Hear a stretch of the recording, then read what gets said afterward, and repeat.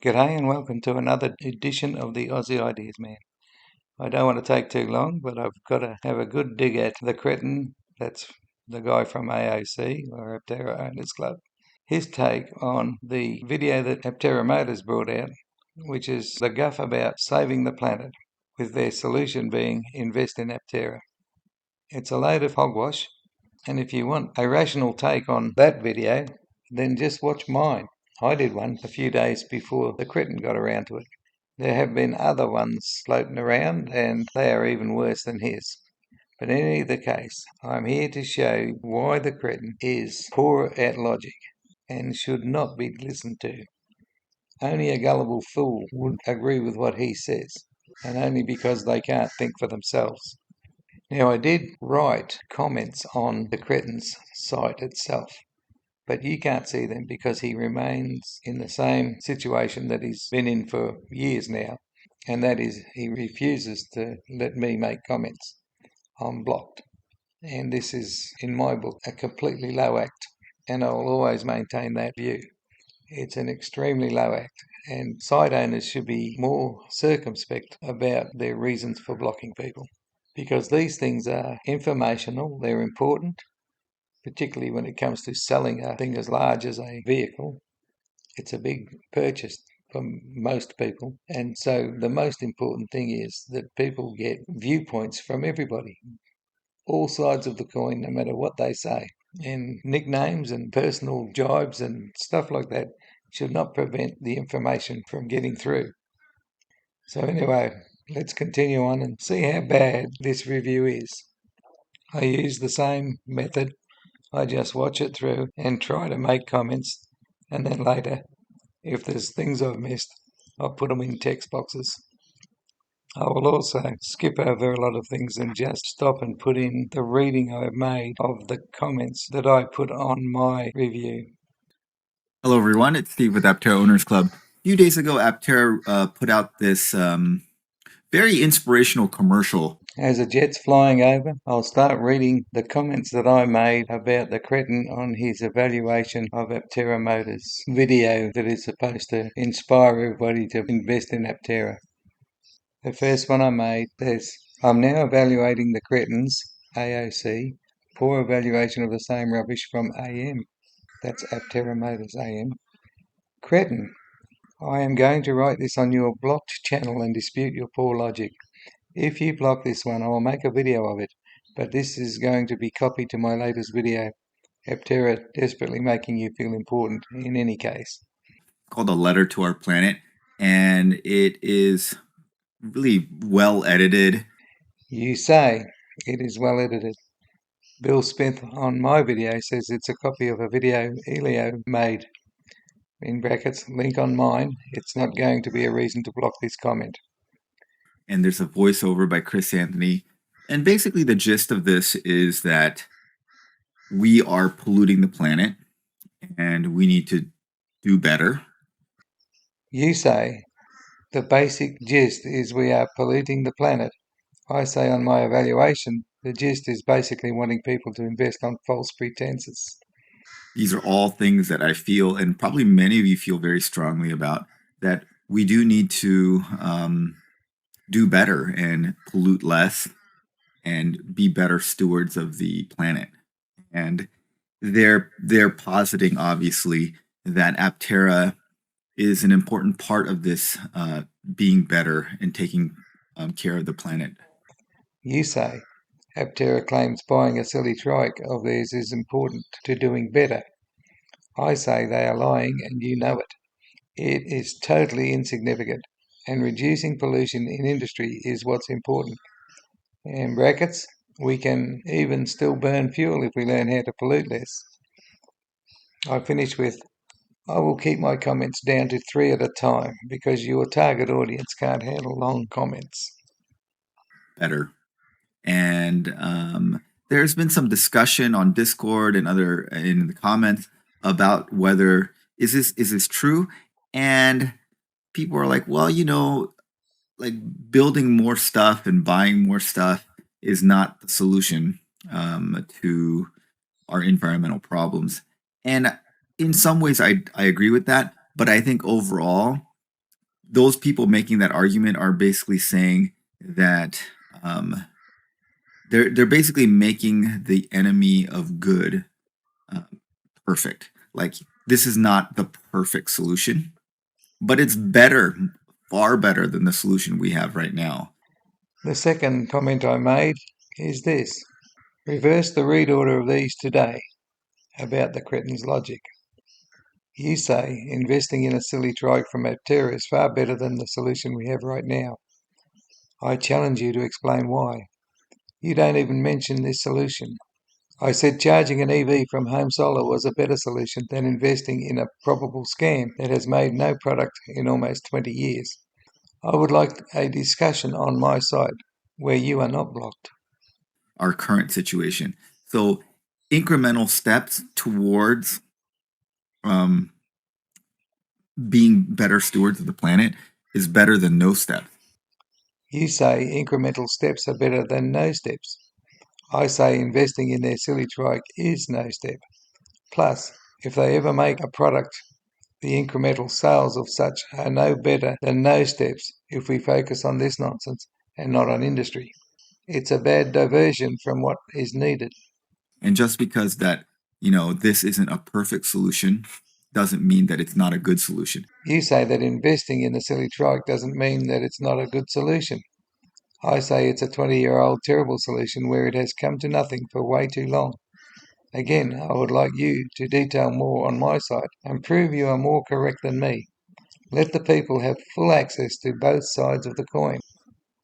All right, so I wanted to kind of dive into some of the data behind this and talk to you guys about kind of my thoughts about it, because I consider myself an environmentalist, and that's one of the reasons I'm a big proponent of the Aptera, because I do think it is important.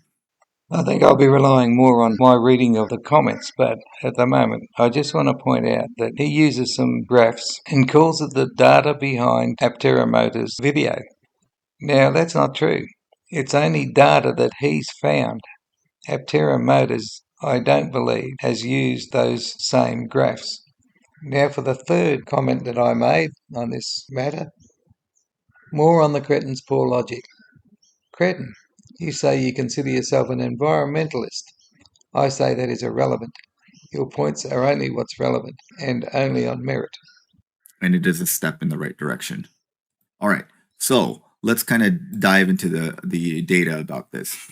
Now, this is something that I've always said about him, that he pulls data that is meaningless and he passes it off as data that Aptera Motors has used when there's no evidence that they have even seen that data.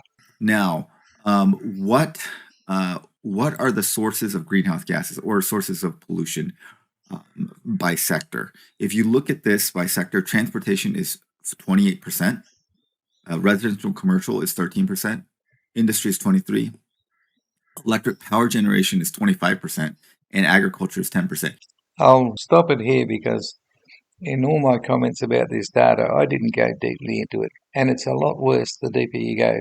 But since a day has passed, somebody has written in the comments that the US is 4% of the world's population and uses about a quarter of the world's resources. Now, that really messes up this data, which is US only. When we factor that in on a global scale, then all of this data is rubbish, meaningless. If anybody wants to work out what effect having 4% of the world's population and using a quarter of the world's resources does to the figures, I'm happy to delve into it later. Now, if you redistribute the electrical power amongst the other economic sectors, it doesn't change agriculture much because agriculture doesn't use a lot of electricity. You see industry goes up by a little bit. Then residential commercial goes up a lot. It goes from 13% to 31%. So residential commercial is using the vast majority of the electrical power generation, and then transportation goes up a little bit. Now, if we transition to electric cars, what's going to happen is the transportation, this number will get smaller. And then when you redistribute the electricity, it'll become bigger again, but not as big as it is now. Now, transportation includes rail, boat, airplanes, commercial vehicles, that kind of stuff. So, what percentage of that is is actually private vehicles. That's the segment that Aptera would help. And if you look at that, it's about 50%. So if you look at global CO2 emissions from transport, now in the United States, it's actually more. It's like 58% because private ownership of vehicles is higher in the United States than in most of the world. So in America, it's 58% of that. And so you see transportation is 24% globally, but in the United States, it is 28%, and it's about 58% of that. So I would say 15 to 16% of the emissions in the United States is from private vehicles, which is a large segment. And if you look at ways of transport, this is a graph that you guys have seen before if you come to this channel. I'm just stopping it here because he barely gives anybody time to look at the headings. It may come in useful later on. You use graphs to justify your argument. I say you manipulate them in the lies, damn lies, and statistics mode, just like AM does.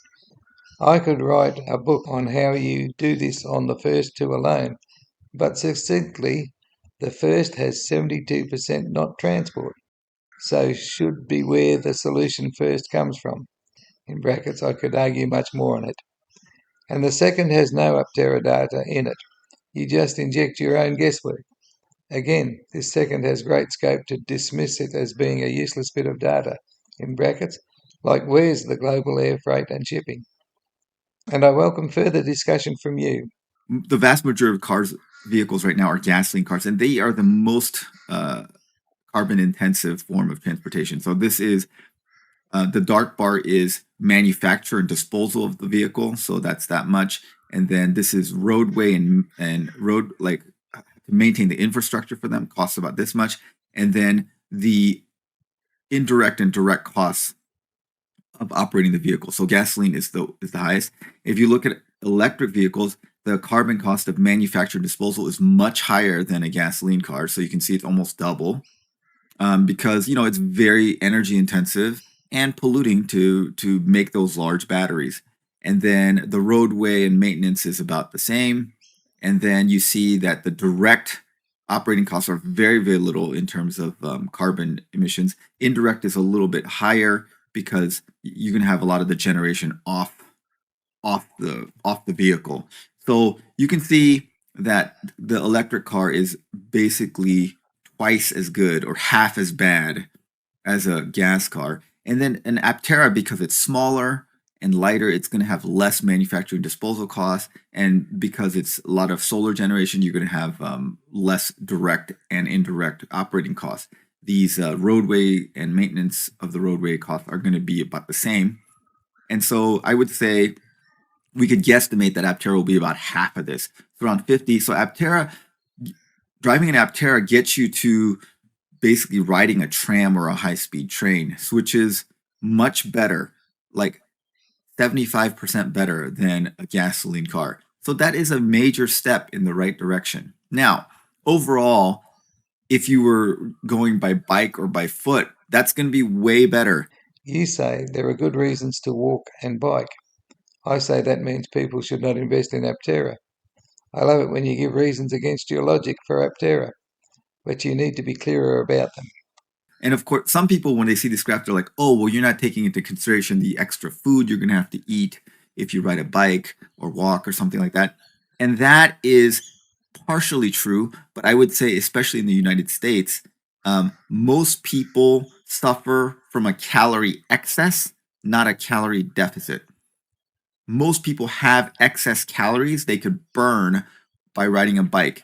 So if you rode your bike, like let's say 15 miles a day round trip to commute to work, the calories you expend in that 15-mile commute is not going to be enough to put you into a calorie deficit. For most Americans, you're still probably going to be at a calorie excess. So you are not going to need to eat more food to transport yourself by bike. And now, those of you guys who have been watching this channel a long time, you know that I basically ride my bike to work.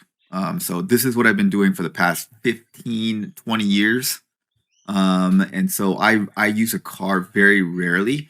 But the fact of the matter is that in the United States, for various reasons, a lot of people find it difficult to ride bikes. And I understand that the infrastructure is not good. It feels a little unsafe. We don't have separated bike lanes. Weather's not great in large parts of the country. I will say that I rode my bike to work every day to work for several years when I lived in Pennsylvania, and Pennsylvania has, snow and rain and hail and sleet and stuff. And I rode my bike through all of that. So if you have enough commitment to it, it can be done. And one of the biggest bicycling cities in the United States is Minneapolis, which is not known for great biking weather. So sure, I understand. Like living in Southern California, weather's awesome. It is much easier to ride a bike to work, definitely. But you can make it work in other places. But anyways, some people for health problems, for various other reasons, you need a bike. And also in the U.S., we are very car centric, and the infrastructure for public transportation really is not good, and the infrastructure for biking and walking is not good, and that's very unfortunate. That's a thing that we should work towards, I think, in my opinion.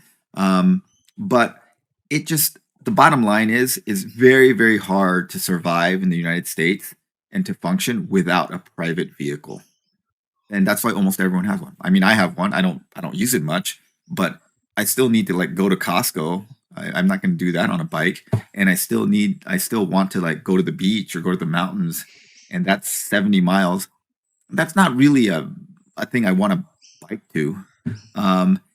Another thing that's cool is like the rise of e-bikes. E-bikes are obviously not as good as regular bikes, but because there's some manufacturing costs, but e-bikes open up a lot more commuting potential. Like for example, I have a site that I go to that's about 22 miles away, and I'm not really about riding 45 miles round trip to commute to work. That's a little far. My usual commute's about 10 miles, so 20 miles round trip is very doable on a bike, but 45 is kind of pushing it. And I got an e-bike, and I tried that commute on an e-bike, and it was actually very doable, and it was kind of fun. So I think e-bikes open up a lot more range of commuting possibilities. Okay, but I digress. The fourth comment I made goes as such. Cretin, you say you digress. I say you are correct, and did it for far too long. Way off track, by the way. All right, so I think that because especially in America, you need a private vehicle. Um, Ideally, should we use more public transportation and bicycles? Yes, absolutely, we should. Just the infrastructure is not there yet, and it's difficult for people, and especially if you live in rural America. I mean, you're not going to be doing it. Rural America, the roads don't have much of a shoulder. People drive fast. Probably a little sketchy to be on a bike, and the distances are very long. So in rural America and some suburban America, you just need a private vehicle. And of all the choices, an Aptera is going to be far better than anything else. The other thing I really like about Aptera is that it's a smaller vehicle, and I think we need to, as a country, kind of get away from this paradigm of wanting giant vehicles. You say Yanks should drive smaller vehicles. I say your opinion is no reason to swallow the guff Chris A is peddling. In brackets, invest in a silly truck to save the planet. I say the most likely outcome is truck owners will add an Aptera to the household rather than replace, and their total usage will not reduce the fossil fuel use in the transport sector. Every time I drive on the road, I see like a Suburban or a Ford Expedition, and it's got like one person commuting in it in this like behemoth of a vehicle. Now, this is one that I didn't make any comment on, and I think I should add it now. When he's pedaling to work every day, he sees these Suburbans with one person in them. What he doesn't see is the weekends, where that one person loads up the family or a lot of friends and heads out to do something like camping, fishing, some general activities, and they do them frequently. Not every weekend, but often enough to justify owning the vehicle. And because they own the vehicle, they take it to work. But the vehicle is needed maybe 10 or 20 weekends a year. Still worth having that vehicle. So don't be fooled by the fact that he sees them all the time with one person in them. They are used and loaded up in the back many times a year. Their ownership is justified. Just wanted to add that. Do a bit of thinking yourself. Don't be led by the nose by this deceiver. And 80% of new cars, over 80%, are trucks and SUVs in the United States. There's just no need for us to have these ridiculously huge vehicles. If you go to Asia and Europe and stuff, people drive smaller vehicles. And I think we need to make driving smaller vehicles be okay. And so Aptera is a smaller vehicle, and I think that'll help. The other thing that is kind of interesting, if you want to look at sources of carbon generation. So You digress again on the first graph, brackets pie chart, and support the argument that transport is not the way to make a change. I have to agree with you, but it's just not proving AM's video is right. Go with my evaluation, lol. Wise up. I have to go out for the day, so we'll get back to this when I return and get the chance.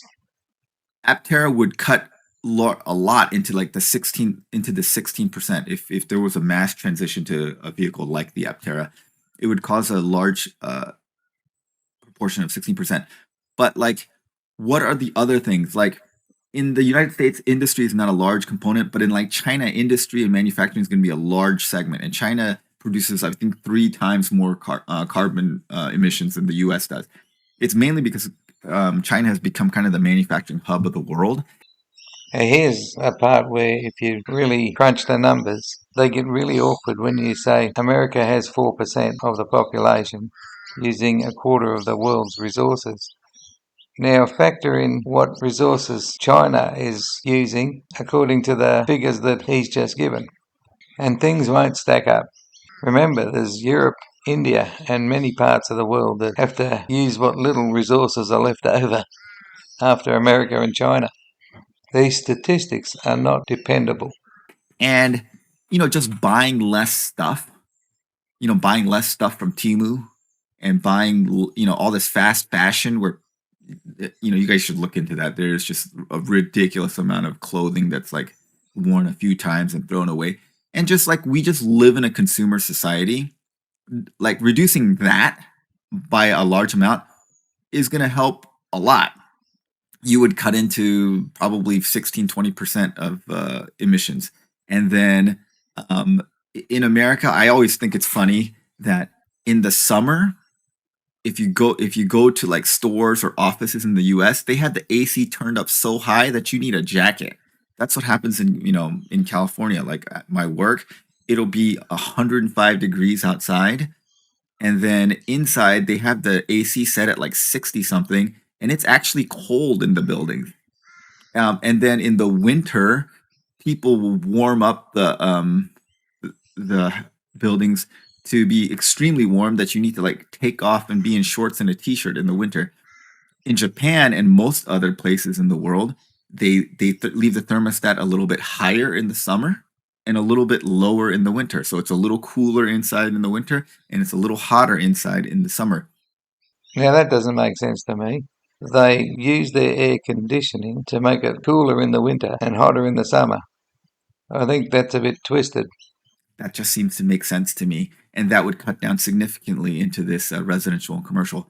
And then agriculture, the vast majority of this 10% is actually cow emissions, methane. Cows produce a lot of methane, and methane is about 28 times more potent a greenhouse gas than carbon dioxide. Then my final comment is this. I'm back, and I should be able to polish this off in this last comment. So you say 10% is methane, and it's 28 times stronger than CO2, which I suppose you count that as fuel burning. Therefore, the effect of agriculture is almost 10 times larger than transport affects the planet. And you can add that to the over double the badness of other non-transport causes, a total of just about 12 times the problem. With personal transport showing half, brackets, which I've heard it's more like a fifth on a global scale, then the PT problem is under 4%, PT standing for personal transport. Given that sales of Apteras can't get to 100% of personal vehicles on the roads and are more likely to be 5% at best, brackets, look at similar vehicle sales, Your maximum contribution to the cause of cleaning up the planet is 5% of the 4%. Is that 0.02%?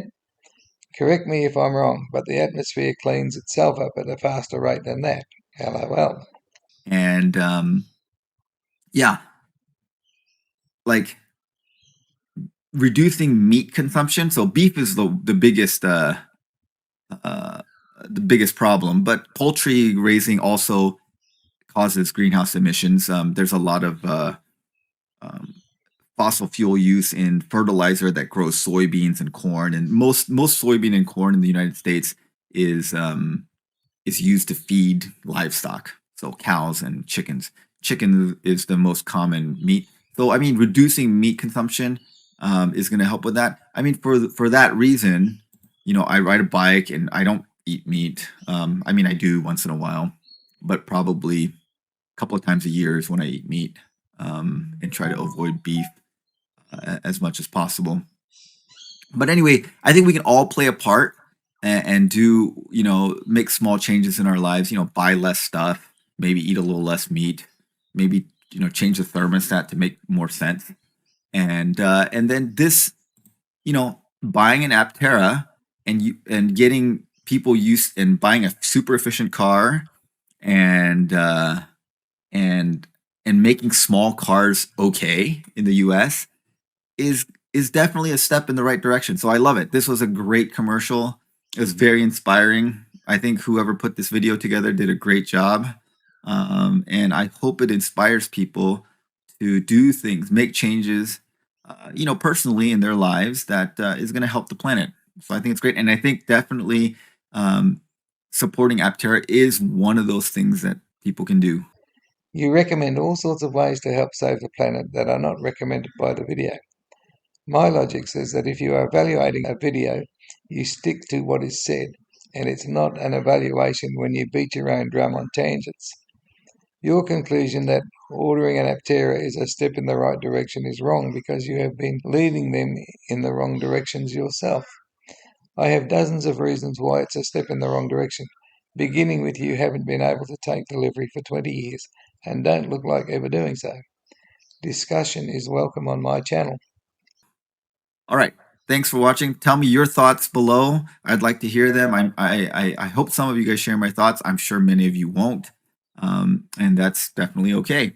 I am one who doesn't share your thoughts, but it's not okay to you because you are the kind who blocks many like me, including me, because our thoughts look like you are more likely to lose money. You are a greedy grub who throws away ethics for the lure of cash. You also can't use data to save yourself and wind up deceiving people every time you try. I am puzzled at how you hold down a job related to education. Happy to discuss the pros and cons of Aptera and ways to save the planet, though these are more important than personal differences. All right. Thanks for watching, guys. Have a great day. All right, I'm at the end and I hardly added anything. I will be putting in the bits that I wrote in the appropriate places, but my final comment is I am happy in comments on my site where I'm not blocked to delve into all the relevant things that Aptera Motors had in their video. But I'm not going to delve into all this irrelevant stuff that he's talked about. It had nothing to do with what Aptera Motors said in their video. It's just all about him by the sound of it. He's positively weird.